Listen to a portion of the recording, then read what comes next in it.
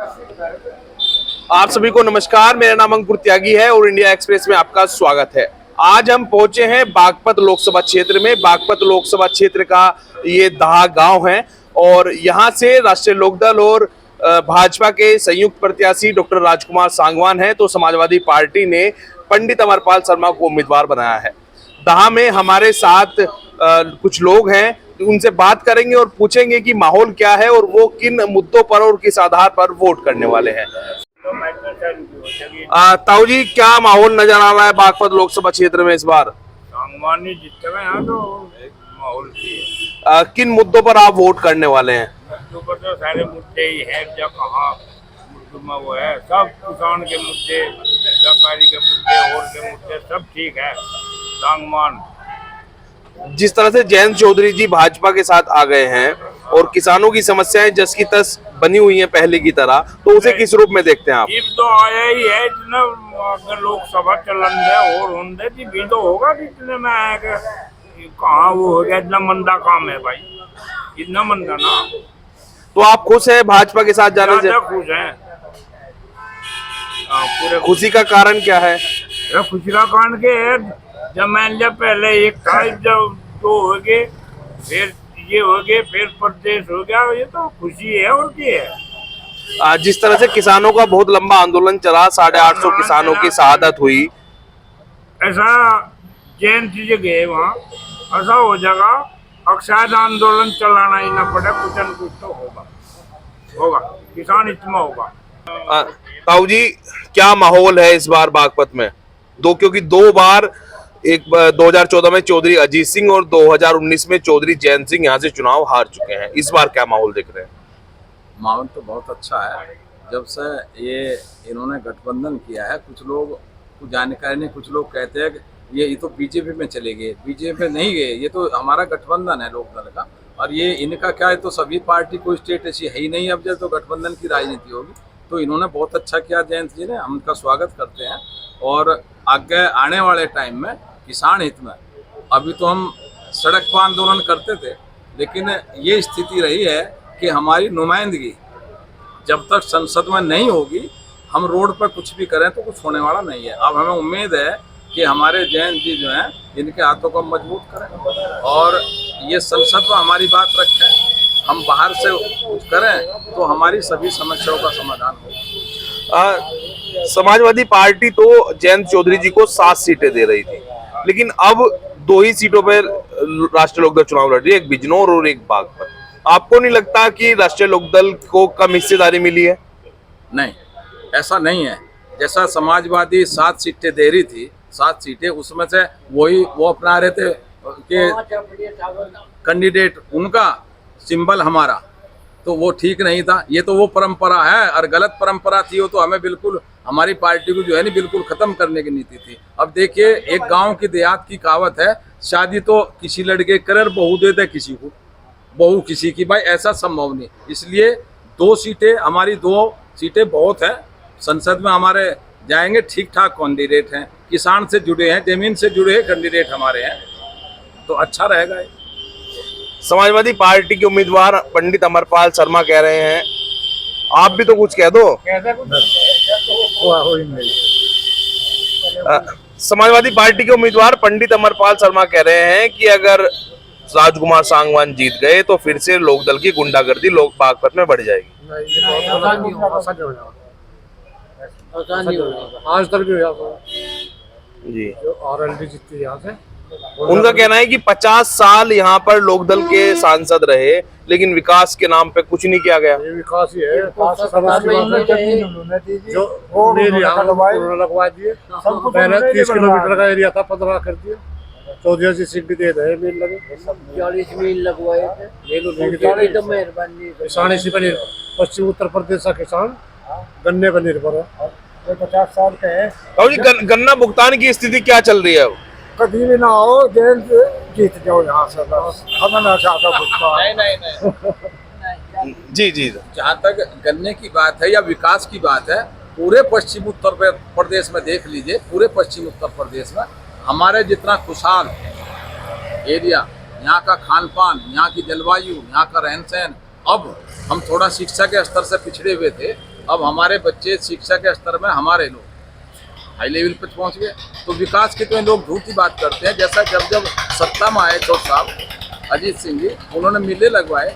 अब ये तो कोई जरूरी नहीं है किसी के माथे लिख रहा है कि ईमानदार पेमेंट हो रहे हैं, एक आध मिल ऐसे हैं जो कम कर रहे हैं पेमेंट, लेकिन सभी मिले ये 14 दिन के बजाय 8 दिन में पेमेंट कर रहे हैं, ठीक ठाक वो कर रहे हैं। तो विकास की बात तो बढ़िया है, यहाँ पे विकास खूब हुआ, सड़कें हैं, बिजली की व्यवस्था अच्छी है, स्कूल कॉलेज बन गए, विकास है बढ़िया। ये कहना तो गलत है, और उन्हीं के टाइम में विकास हुआ ज़्यादा।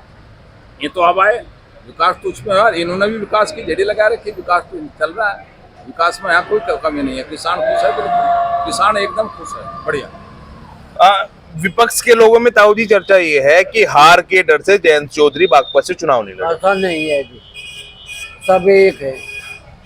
तो फिर उनकी परंपरागत सीट रही है, चौधरी चरण सिंह जी, चौधरी अजीत सिंह जी और चौधरी जयंत सिंह जी पिछली बार चुनाव लड़े, और इस बार ऐसा क्या हुआ कि वो खुद चुनाव नहीं लड़े, उनके परिवार से कोई चुनाव नहीं लड़ा? वो जब राज्यसभा के सदस्य हो रहे वे नहीं लड़े हुए, वो तो उनकी इच्छा है।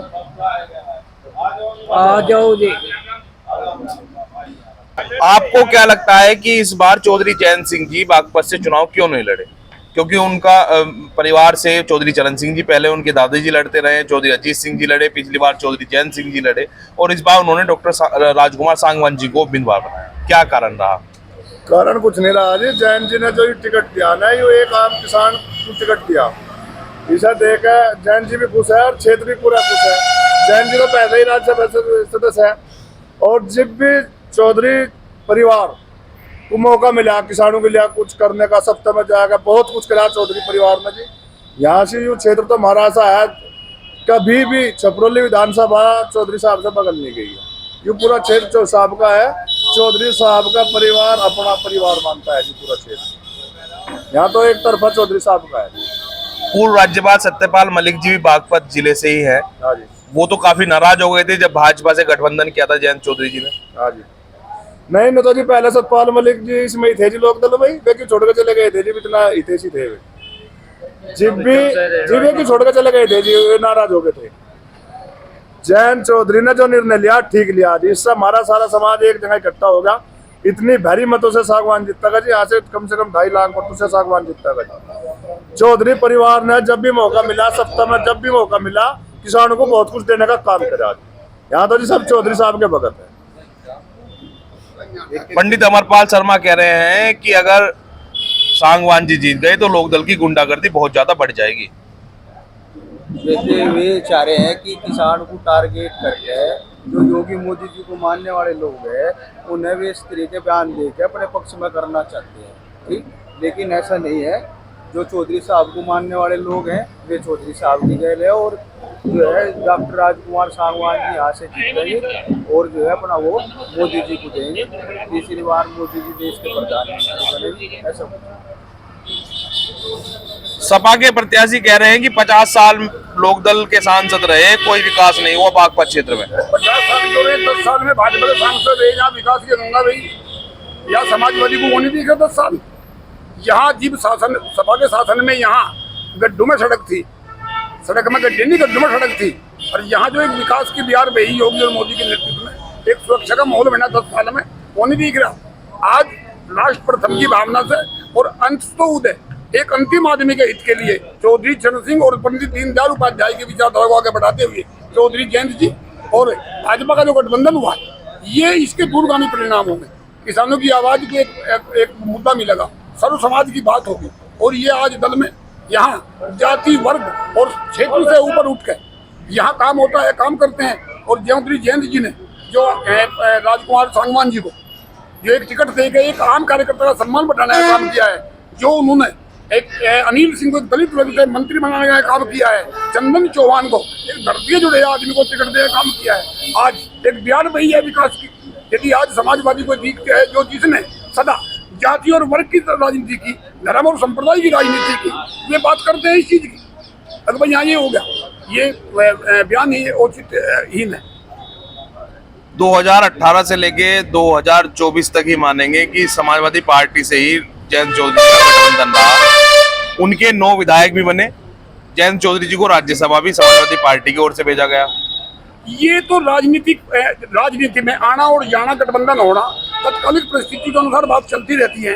कब किसका क्या गठबंधन होगा, क्या ये तो जाएगा, यही कल कौन कहाँ था, यही चलती रहती है। राजनीतिक मजबूरी है, राजनीतिक बात है। आज जहाँ देश का मान सम्मान दुनिया में बढ़ रहा है, किसान की बात हो रही है, आम आदमी के हित की बात हो रही है, चौधरी जयंत जी ने एक बहुत ऐतिहासिक काम किया है, जो एक मुख्य धारा के साथ भी चलने का काम किया। कितनी उम्मीदें हैं आपको जयंत चौधरी जी से कि वो भाजपा के साथ गठबंधन में आए हैं तो वो किसानों की समस्याओं का हल करेंगे? झूठ तो बोलना मेरे को आता नहीं जी, बोलूंगा तो मैं सच। जैन जी के नाम पर तो मैं आपके सामने कुछ नहीं बोलना चाहता। डॉक्टर राजकुमार सांगवान जो है बहुत योग्य किस्म के आदमी है, उन्हें तहे दिल से वोट देंगे और जिताने की कोशिश करेंगे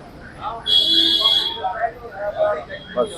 तो आपने देखा कि यहाँ पर हमने सभी लोगों से बातचीत की है और सभी जयंत चौधरी जी के प्रत्याशी डॉक्टर राजकुमार सांगवान जी को वोट करने की बात कर रहे हैं। उन्हें इस बात से कोई फर्क नहीं पड़ता कि जयंत चौधरी जी किसके साथ गठबंधन कर रहे हैं, वो सिर्फ राष्ट्रीय लोकदल को ही वोट करेंगे, चाहे जयंत चौधरी जी किसी के साथ भी गठबंधन करें।